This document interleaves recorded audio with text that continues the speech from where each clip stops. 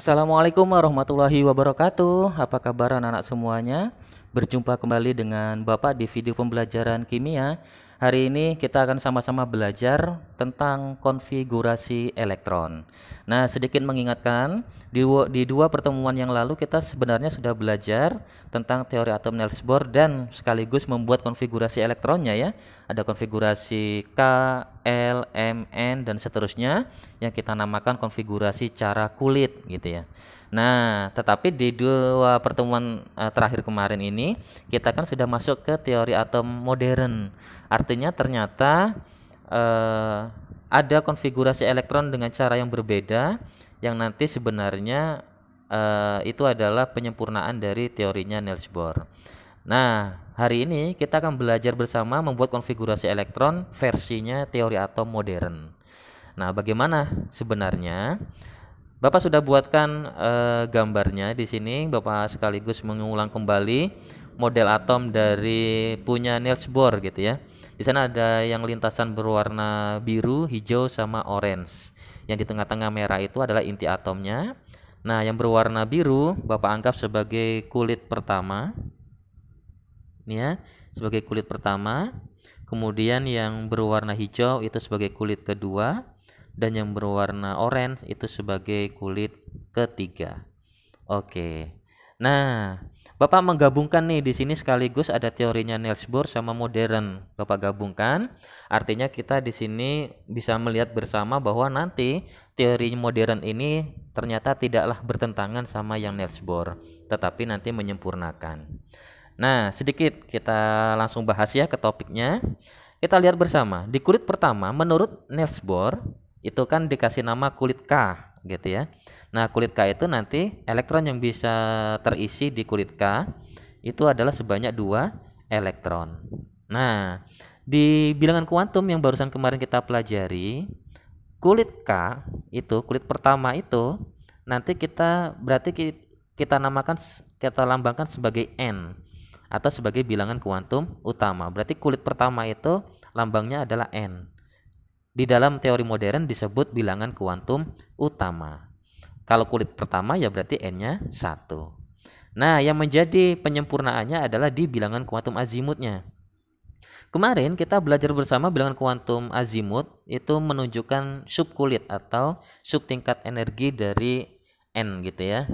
Nah, di sana kita melihat bersama bahwa subkulit itu ada kita namakan subkulit S, subkulit P, subkulit D dan subkulit F.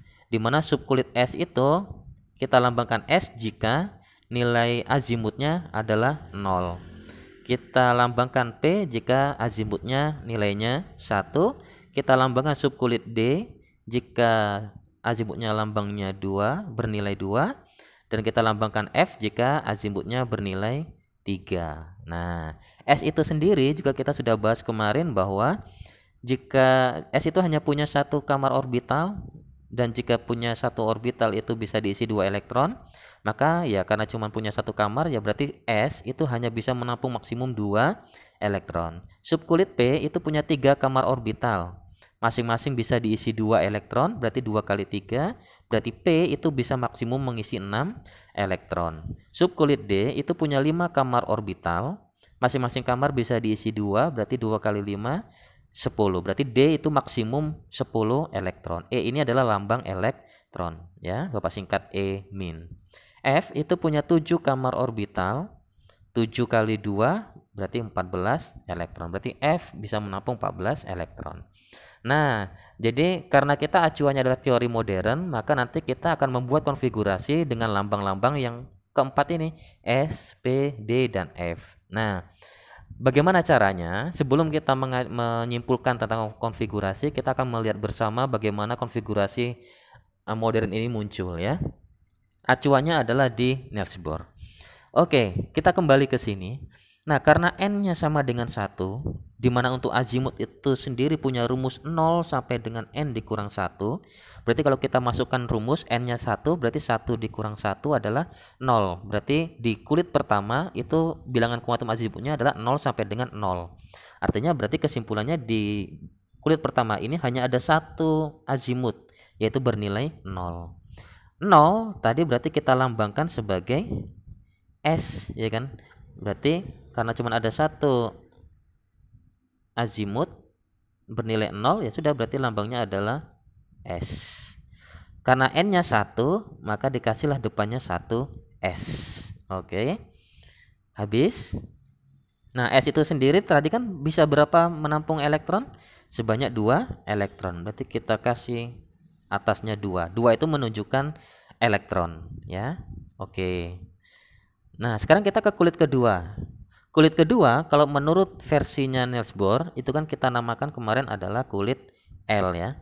Kalau menurut Niels Bohr, berapa L bisa terisi? 8 elektron. Oke, sekarang kita akan lihat versinya modern. Kalau kulit kedua, berarti kesimpulannya N-nya sama dengan 2, ya kan? Utamanya 2. Berarti jika kita masukkan ke dalam rumus azimut ke sini, berarti kita akan jumpai, berarti kan N-nya 2, 2 dikurang 1 berarti 1. Berarti di kulit kedua itu bilangan kuantum azimutnya 0 sampai dengan 1. Berarti ada 0 dan ada 1. 0-nya ini selalu ada, selalu ngikut, ya. 0 sampai dengan N dikurang 1. Berarti 0-nya selalu ngikut. Nah, artinya berarti kan di kulit kedua itu ada 2 subkulit. Subkulitnya karena dia 0, kita lambangkan sebagai S. Karena L-nya 1, berarti kita lambangkan P. Karena ini kulit kedua, kita kasih depannya angka 2, P-nya juga kita kasih angka 2. S tadi bisa menampung elektron 2 elektron, sedangkan P bisa menampung 6 elektron. Sekarang kalau kita tes, kita lihat bersama. Dengan Niels Bohr, L itu langsung bulat 8 elektron. Dengan modern, kalau kita hitung, berarti kan elektronnya 2 ditambah 6. Juga sama, yaitu 8 elektron. Jadi antara Niels Bohr dengan modern itu nggak ada bertentangan.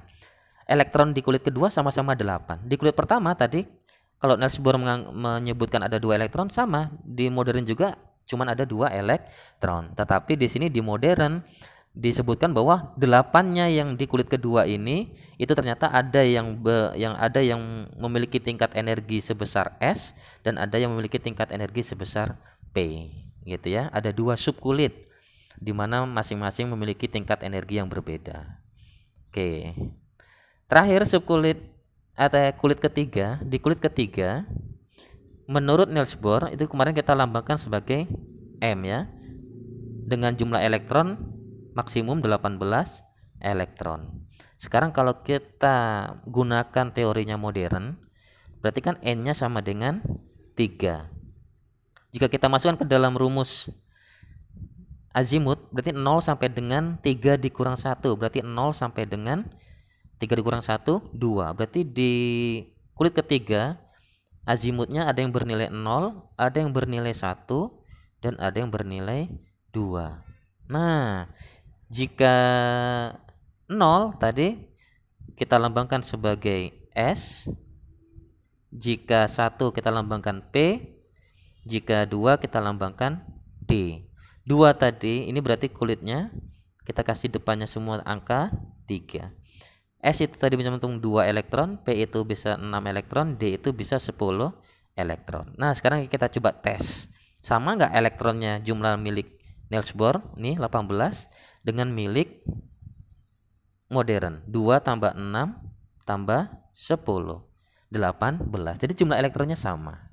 Oke, seperti itu. Nah, artinya jika dengan cara kulit kita disuruh mengurutkan konfigurasinya 2, 8, 18, maka dengan cara modern juga sama, kita disuruh mengurutkan, tapi urutannya nggak pakai K elemen, tapi pakai 1S2, 2S2, 2P6, 3S2, 3P6, 3D10, dan seterusnya. Kamu boleh menguji kulit keempat seandainya ada waktu luang dan kamu sudah memahami ini, ya. Nah, kesimpulan dari perjalanan kita ini berarti kita mendapatkan urutan konfigurasi elektron. Cara subkulit. Jika kita tuliskan berarti urutan konfigurasi cara subkulit ini tadi berarti kan dimulai dari 1S2 gitu ya. Habis itu apa? Di kulit kedua ada 2S2 dan 2P6. Di kulit ketiga ada 3S2, 3P6, 3D10. Jika nanti kita mencari yang kulit keempat, maka kita akan dapati berarti ada 4S2, 4P6, 4D10. Nah, kalau penasaran boleh dicari sendiri kira-kira betul nggak yang Bapak buat ini. Ada berarti 4F14. Jika kulit kelima kita buat, berarti nanti akan ada kita muncul juga urutan ya. Seperti tadi. Nah, ini adalah urutannya. Tapi apakah urutan ini langsung kita gunakan? Ternyata ada acuannya. Untuk melihat urutan ini, maka kita mengacu pada aturan Aufbau. Aufbau di sini bukan nama orang, tetapi Aufbau itu dari bahasa Jerman, istilah bahasa Jerman yang artinya membangun. Jadi elektron itu katanya mempunyai kecenderungan untuk menempati subkulit dengan tingkat energi yang lebih rendah terlebih dahulu.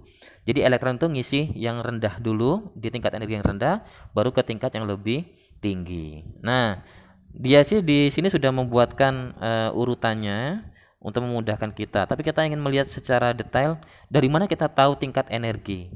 Nah, tingkat energi itu ya berarti kalau di Niels Bohr kemarin sebenarnya kita sudah belajar bahwa yang paling dekat dengan inti itu berarti punya tingkat energi yang paling rendah ya. Berarti di kulit pertama itu lebih rendah, berarti diisi dulu kulit pertama. Kalau sudah penuh berarti diisi kulit kedua, baru lanjut ke kulit ketiga. Tetapi karena di sini di teori modern di setiap kulit itu ada subkulit, ternyata kita harus tetap melihat tingkat energinya kira-kira siapa yang lebih besar. Nah, untuk melihat tingkat energi itu bisa kita gunakan rumus tingkat energi untuk menghitung ya. Tingkat energi itu bisa pakai rumus N ditambah L.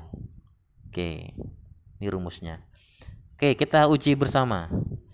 1S berarti N-nya 1, S itu azimutnya kan nilainya 0 tadi ya, berarti 1 tambah 0, 1. 2S berarti 2 tambah 0 sama dengan 2. 2P berarti 2, P itu azimutnya bernilai 1, berarti 2 tambah 1, 3. Urutannya pas ya, 1, 2, 3. 3S berarti 3 tambah 0 sama dengan 3. Nah, jika kita jumpai angka hasilnya sama, maka kita lihat yang utamanya, angka depannya. Angka depan itu yang lebih besar berarti energinya lebih besar. Berarti walaupun sama-sama 3, 3S ini punya tingkat energi yang lebih besar dibandingkan 2P karena berada di kulit ketiga ya. Kita lanjutkan. Berarti ini urutannya sudah pas nih. 3P6 berarti 3 tambah 1 ya, berarti 4. 3D berarti 3D itu azimutnya nilainya 2, berarti 3 tambah 2, 5. Lanjut ke 4S. 4S berarti 4 tambah 0 sama dengan 4. Nah, di sini berarti ada penyimpangan. Berarti di sini nilainya sudah 5, di sini masih 4. Berarti 4S2 nanti itu akan berpindah ke depan 3D. Karena nilai tingkat energinya rendah ya dibandingkan 3D. Terus kalau kita hitung seperti itu, kita akan hitung dan hasil akhirnya seperti yang sudah dibuatkan oleh Aufbau. Nah, inilah dia. Berarti ini urutannya sudah baku, yang artinya ini berdasarkan tingkat energi. Berarti kalau kita disuruh mengukur antara 3S sama 3P mana yang tingkat energinya lebih tinggi, berarti kita bisa menghitung dengan rumus seperti yang tadi ya. Berarti ini urutannya. Jadi urutannya kalau kita buatkan, ini ada tanda panah. Tanda panah di sini menunjukkan berarti urutannya. Berarti ini nomor 1 urutannya. Habis, berarti ini nomor 2, nomor 3, 4, 5, 6, 7, 8, 9 ya, 10, 11, 12. Kalau kita tulis ulang, maka akan kita jumpai nanti formula seperti ini. Ini cara mudah mengingatnya. S itu diulang 2 kali. Ini Bapak langsung kasih rumus cara gampang mengingatnya ya. PS diulang 2 kali, DPS kita ulang 2 kali, dan nanti jika berlanjut berarti FDPS kita ulang 2 kali. Oke, lanjut. Berarti kesimpulannya ini ya, urutan konfigurasi elektron cara subkulit atau cara orbital yang secara bahasanya. Nah, ini jika kita tuliskan ulang, berarti S ditulis 2 kali, ya berarti S. Kita lengkapin berarti 1S2, 2S2. PS kita tulis 2 kali, PS. P itu dimulai dari kulit kedua, ingat tadi P itu pangkatnya 6, S kalau sudah ketemu PS lagi berarti jadi 3 kan, ini ada 1, 2 berarti jadinya 3S. P ini berarti habis 2 berarti 3. S ketemu lagi berarti 4. Oke. DPS berarti kita tulis DPS.